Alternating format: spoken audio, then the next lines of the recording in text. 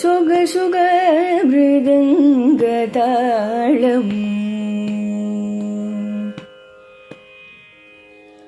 సుగ సుగ మృదంగతాళము జతగూర్చి నిను సొక్కజేయుధీరుడెవడు ఆయధీరుడెవడు సుగ సుగ మృదంగతాళము జతగూర్చి నిను సొక్కజేయుధీరుడెవడు ఆయధీరుడెవడు.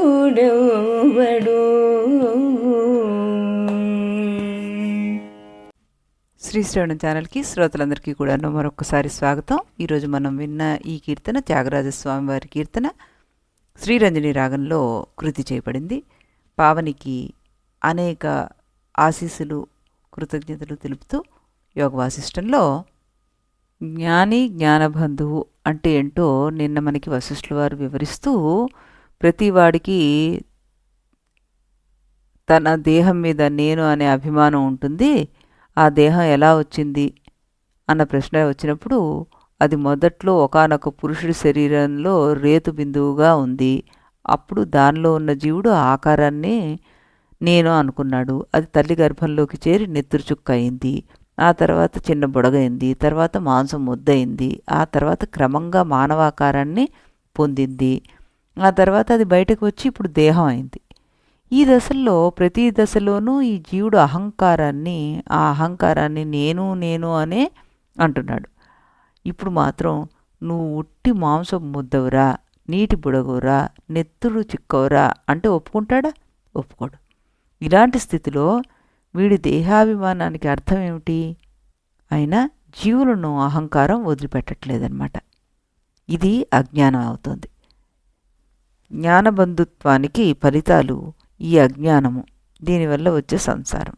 ఇది తొలగిపోవడమే జ్ఞానానికి ఫలితం. ఈ జ్ఞాన ఫలితం దక్కాలంటే బ్రాహ్మణోత్తముడైన మంకిలలాగా వైరాగ్య సాధన చెయ్యాలి అన్నారు ఆయన. అప్పుడు జీవన్ముక్తిని పొందాడు ఆయన అంటూ ఆ వివరాలు కూడా నీకు చెప్తాను శ్రీరామ అంటూ మనకి ఈ మంకి చరిత్ర చెప్తున్నారు ఆయన. పూర్వం ఒకప్పుడు మీ తాతగారైన ఆజమహారాజు నన్ను రమ్మని ధ్యాన మార్గంలో పిలిచారు. ఆ సమయానికి నేను చాలా దూరంలో ఉన్నాను. నేను అతని కోసం ప్రయాణం చేసి వస్తుండగా ఒక పెద్ద అడవి దాటాల్సి వచ్చింది.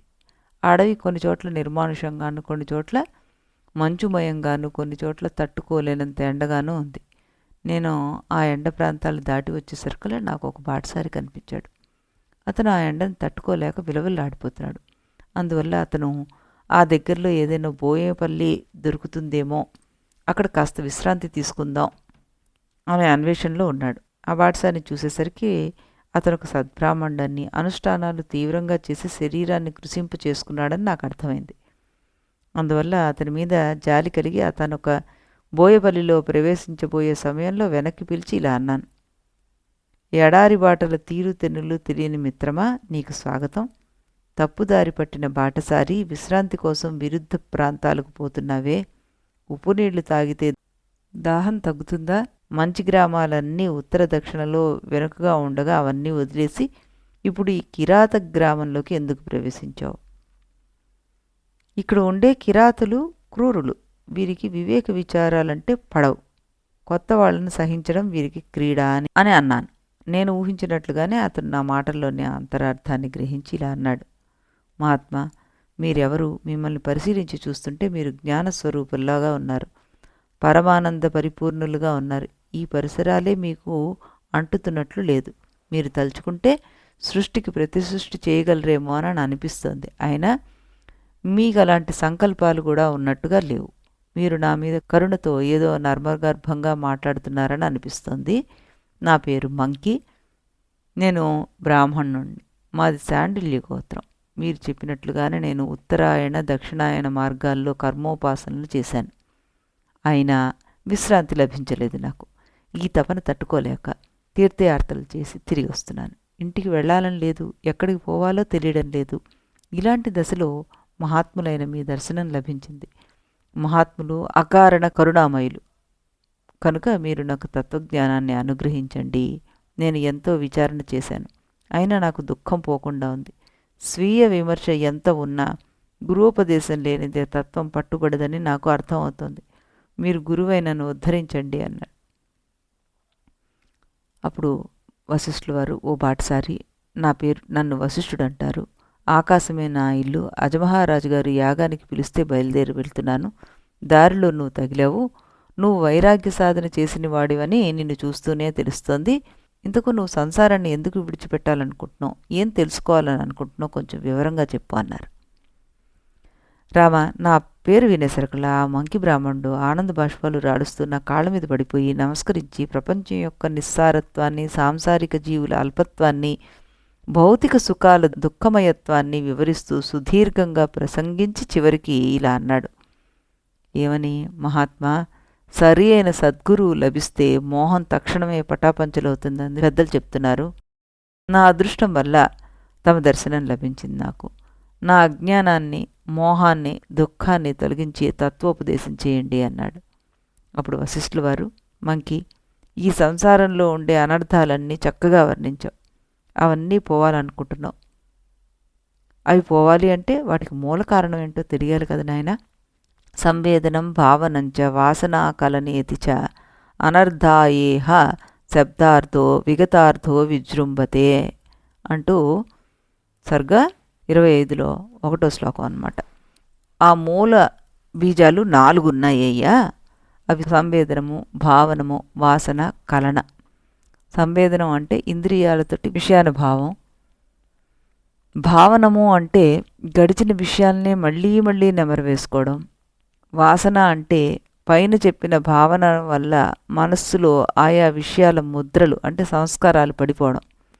కలన అంటే ఆ పైన వాసన వల్ల, ఆ పైన ఉన్న వాసన వల్ల ఆఖరికి మరణ సమయంలో కూడా ఆయా విషయాల స్మృతులే వెంటపడడం. ఈ 4ంటిలోనూ చివరి 2టికి మొదటి 2 కారణాలన్నమాట. అందుచేత ఈ సంవేదనా భావనలే మరింత ముఖ్యమైనవి అవుతాయి మనకి. ఈ 4 బీజాల్లో వాసన కలనాలను నువ్వేమీ చేయలేవు. ఆపగలిగితే నువ్వు సంవేదన భావనలను ఆపాలన్నమాట. అందుకే వివేకవంతులు విషయాలలో ఉన్న దోషాలని ఎల్లప్పుడూ భావన చేస్తూ ఉంటారు. అంతేకాకుండా తాము బ్రహ్మస్వరూపులమని కూడా భావన చేస్తుంటారు. ఈ 2 భావనల వల్ల వాళ్లకు సంవేదన తగ్గుతుంది. అందువల్ల వాసనా కలనాలు కూడా తగ్గిపోతాయి. సామాన్య సంసారుల విషయంలో పూర్వవాసనలే ప్రధాన పాత్ర వహిస్తూ ఉంటాయి. శుద్ధ చైతన్యాన్ని వాళ్ళు గుర్తించకుండా చేస్తుంటాయి. ఈ వాసనల వల్లే దేహేంద్రియాదులు కంటే భిన్నంగా చిద్రూప పరమాత్మ అనేవాడు లేడనే భ్రాంతి వారికి కలుగుతూ ఉంటుందన్నమాట. ఈ భ్రాంతినే అవిద్య అంటారు. దీనికి ఆది లేదు. ఆ అవిద్య 2 రకాలు: అసత్వాపాదకము, ఆభానపాదకం. అంటే అసత్వాపాదకం అంటే ఆత్మ లేదనే భావనని కలిగించే అవిద్య. ఆభానపాదకం అంటే ఆత్మ నాకు కనిపించడం లేదనే భావాన్ని కలిగించే అవిద్య. ఈ 2 రకాల అవిద్యలు కూడా 2 శక్తులు ఉన్నాయి వీటికి కూడా. ఏంటవి? ఆవరణ శక్తి, విక్షేప శక్తి. ఆవరణ శక్తి అంటే ఉన్న సత్య వస్తువును కనిపించకుండా కప్పేసే శక్తి. విక్షేపం అంటే సత్య వస్తువు స్థానంలో మరో లేనిపోని వస్తువును చూపించే శక్తి అన్నమాట. ఈ 2 కూడా అవిద్యలో ఉండేటటువంటి శక్తి. అయితే వీటిల్లో విక్షేప శక్తి ప్రధానంగా తీసుకున్నప్పుడు ఈ అవిద్యనే భ్రమ అని మనం అంటున్నాం. ఆవరణ శక్తి ప్రధానంగా ఉన్న అవిద్యని తీసుకుంటే దాన్ని మనం అవిద్య అని మాత్రమే అనేస్తున్నాం. ఈ అవిద్యా భ్రమలు 2 కలిసి ఈ సంసారాన్ని కల్పిస్తున్నాయి. కనుక అవిద్యా భ్రమలను 2టిని తొలగించేసుకుంటే సంసారం తొలగిపోతుంది. అది తిరిగిపోతే మిగిలేది ఇంకా శుద్ధ పరమాత్మే. ఈ దృష్టి స్థిరపడితే కనిపించే ప్రపంచం అంతా చిన్మాత్రమే అన్నారనమాట. అప్పుడు మంకి అన్నాడు, ఈ ప్రపంచం జడచేతనాల మిశ్రమ భావం అనకూడదా? చెక్కకు లక్క అతుక్కుపోతే ఒకటిలాగానే కనిపిస్తుంది, అంత మాత్రం చేత 2 ఒకటైపోతాయా అన్నాడు. అనగానే వశిష్ఠుల వారు అన్నారు, లక్కా చెక్కలు ఎంత బాగా అతుక్కున్నా వాటిని విడదీసి చూడొచ్చు. కానీ ప్రపంచంలో అధిష్టానంగా ఉన్న చైతన్యాన్ని విడదీస్తే ఇక అక్కడ జడమే ఉండదు. కదలిక అనే గుణాన్ని తీసేస్తే ఇక వాయువే లేదు. చిత్త జడాల పరిస్థితి కూడా అంతే. కాబట్టి ఈ దృశ్యం అంతా చిన్మాత్రమే అంటూ చెప్పక తప్పదయ్యా అన్నారు. సత్యం ఇదై ఉండగా జీవుడు కొన్ని పదార్థాల మీద నేను అనే అభిమానాన్ని పెంచుకుంటాడు. అంటే నువ్వు అని పిలవదగిన దాన్ని నేను అని పిలిచేస్తున్నాడనమాట. ఈ అహంభావమే బంధం అయి కూర్చుంది.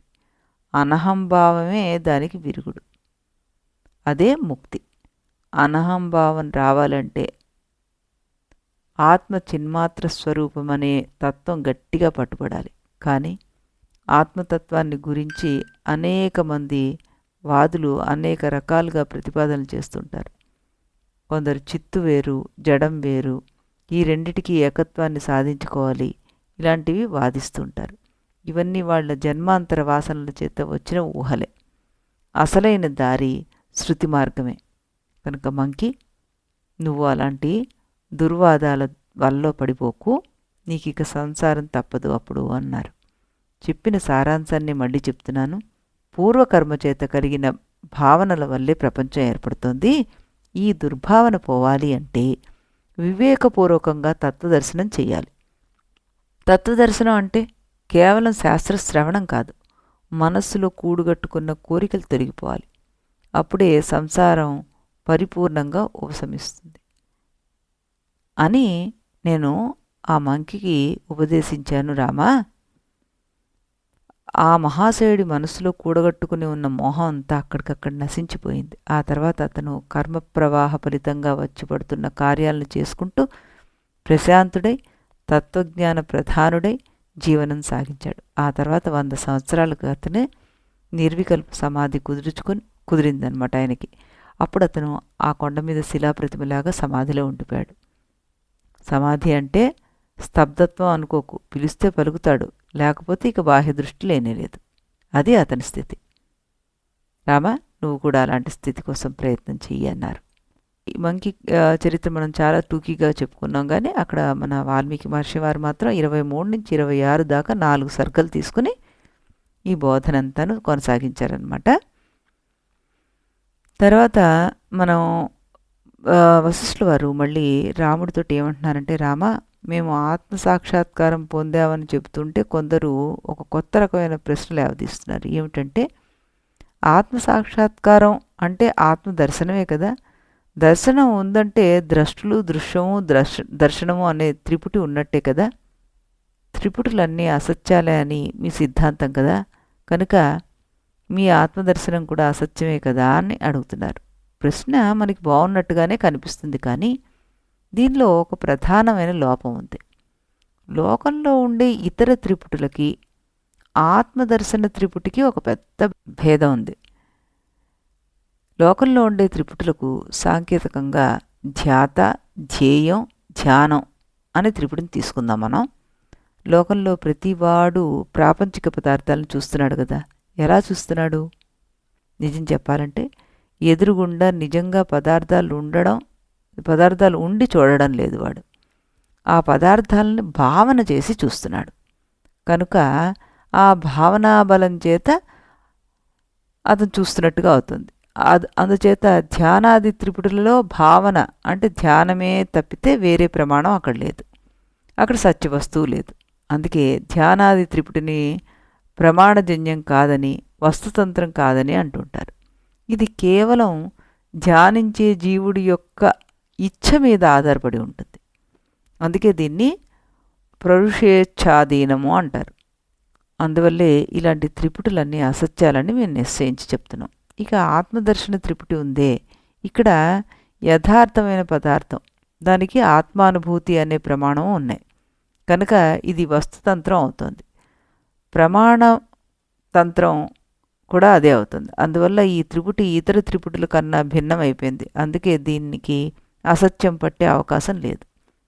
కనుక రామ, ఆత్మదర్శనం అసత్యం అయ్యే ప్రసక్తి లేదు. విచారించి చూస్తే ఈ ప్రపంచం మొత్తం కేవలం మనోమయం. కనుక నా ఉపదేశాన్ని గ్రహించి అహంభావరహితుడవై జీవించు. నా ఉపదేశాన్ని మరిచి సస్వరూపం నుంచి జారిపోకు. నువ్వు ఇప్పటికే బ్రహ్మ సాక్షాత్కారాన్ని పొందున్నావు కనుక ఇక హర్ష శోకాది దోషాలను విడిచిపెట్టి సమాధి ప్రధానంగా జీవించినా సరే, లేక యథాప్రాప్తంగా వాటిని స్వీకరించి వ్యవహార ప్రధానంగా జీవించినా సరే అది నీ ఇష్టం అన్నారాయన 27వ సర్గలో. అప్పుడు శ్రీరాముల వారు ఆయనతోటి ఏం ప్రశ్న వేశారంటే, గురుదేవ, పురుషుడు బీజం అని, కర్మలు ఆ బీజానికి అంకురాలని, ఈ రెండు బయటికి కనిపించే కారణాలైన అదృష్టం అనే మరో కారణం కూడా కలిసి ఉన్న పరంపరను కలిగిస్తూ ఉంటాయని పూర్వం మీరు చెప్పారు. ఆ తత్వాన్ని మరొకసారి వివరించండి ఇక్కడ అని అడిగాడనమాట.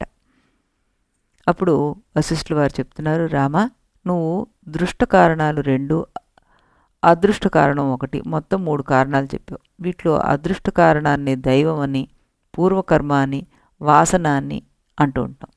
కనుక నువ్వు చెప్పిన అదృష్టం యొక్క సారం కూడా కర్మే. కర్మ యొక్క సారమే పురుషుడు అంటే జీవుడు. జీవుడు సారం చైతన్య ప్రతిబింబం అంటే చిదాభాస. దీని సారం శుద్ధ చిదాత్మ్యం. ఇది చిట్ట చివరిది. తత్వదృష్టితో చూస్తే వీటన్నిటికీ అధిష్టానం ఒకటే కనుక ఇవన్నీ మనకి పర్యాయపదాల్లాగానే ఉంటాయి. ఇక్కడ వీటిలో వేరే వస్తుభేదం ఏది ఉండదు. ఈ భేదం కనిపించడానికి జీవుల్లో ఉన్న వాసన కారణం కనుక దీన్ని తొలగించేసుకుంటే అసంగం అయిపోతుంది. అది పైకి పని చేసినా చేయకపోయినా మనసు ఆ పనుల్లో మగ్నం కాకుండా ఉంటే అది అసంగం అని కొందరంటారు. లోపల ఉండే వాసనలు పోగొట్టుకోవడమే అసంగం అని కొందరంటారు. ఎలా అన్నా ఒకటే. ఈ రెంటికి మూలం మళ్ళీ అహంభావమే. కనుక నువ్వు సాధించవలసింది నిరహంభావాన్నే. దాన్ని సాధించాక నువ్వు సమాధిలో ఉంటావో వ్యవహారంలో ఉంటావో ఇది నీ ఇష్టం అన్నారు 28వ సర్గలో. మళ్ళీ ఆయన ఏమంటున్నారు, రామ, నన్ను అడిగితే నిశ్చల సమాధిలో ఉంటూ బయట పరిపూర్ణ వ్యవహారంలో ఉండు. ఏడవలసి వస్తే బయటికి కన్నీళ్లు రాల్చు, లోపల దుఃఖాన్ని అంటనీకు. స్త్రీలతో వ్యవహరించాల్సి వస్తే మామూలు అజ్ఞానిలాగా ప్రవర్తించు, లోపల మాత్రం వికారాన్ని కలగనీయకు. శత్రువులను సంహరించాల్సి వస్తే క్రూరంగా వ్యవహరించు, లోపల మాత్రం చెలించకు. మహాత్ములను సేవించాల్సి వస్తే ఉదారంగా వ్యవహరించు, లోపల భేదబుద్ధిని కలగనీయకు. ఇలా తక్కినవన్నీ నువ్వు ఊహించుకో. ఇలా నువ్వు పైకి జాగృతావస్థలో ఉన్నా కూడా లోపల సుషుప్త స్థితిని సుస్థిరం చేసుకోగలిగితే నువ్వు సన్మాత్ర స్వరూపుడిగా ఉండిపోతావు. నచ ద్వైతం నచైవైక్యం జగతిత్యేవ నిశ్చయీ పరమామేహి విశ్రాంతిం ఆకాశ విశదాశయ అన్నారు. ఇది మనకి సర్గ 29లో శ్లోకం 26 అన్నమాట. అప్పుడు మనకి ద్వైతం ఉండదు, అద్వైతం ఉండదు అనే నిశ్చయంలో నువ్వు వచ్చేస్తావు. అది ఆకాశం వంటి నిర్మల స్థితి, అది పరమ పవిత్ర శాంతి స్థానము అంటూ చెప్పారు ఆయన. తర్వాత శ్రీరాములు వారు ఆయన అడుగుతున్నారనమాట, గురుదేవ, తమరు అలాంటి స్థితిని పొందినవారు కదా, మరి అలాంటప్పుడు నేను వశిష్ఠుణ్ణి అని నీకు ఉపదేశం చేస్తున్నాను అనే అహంభావంతో కూడిన వ్యవహారం ఎలా కుదురుతుంది? ఈ ప్రశ్న విని వశిష్ఠ మహర్షి విచిత్రంగా చూసి మౌనంగా ఉండిపోయాడు. ఇంచుమించు అరగంట అయిపోయింది. సభ అంతా నివ్వెరపోయింది. సభలోని వారు కదలడానికి కూడా జంకుతున్నారు. అయినా వశిష్ఠుడు నోరు తెరవలేదు. అప్పుడు రాముడే తేరుకుని మెల్లిగా ఇలా అన్నాడనమాట, గురుదేవా, ఇలా మౌనంగా ఉండిపోయారేంటి? తమలాంటి మహాత్ములు సమాధానం చెప్పలేని ప్రశ్న ప్రపంచంలో ఉంటుందా అంటూ అడిగాడనమాట. మరి దానికి సమాధానం ఆయన ఏం చెప్పారు? ఇది మనం రేపటి ఎపిసోడ్లో ఇదే సమయానికి ఇదే ఛానల్లో రాముల వారి కీర్తన విన్న తర్వాత అప్పుడు తెలుసుకుందాం. అంతవరకు సెలవు.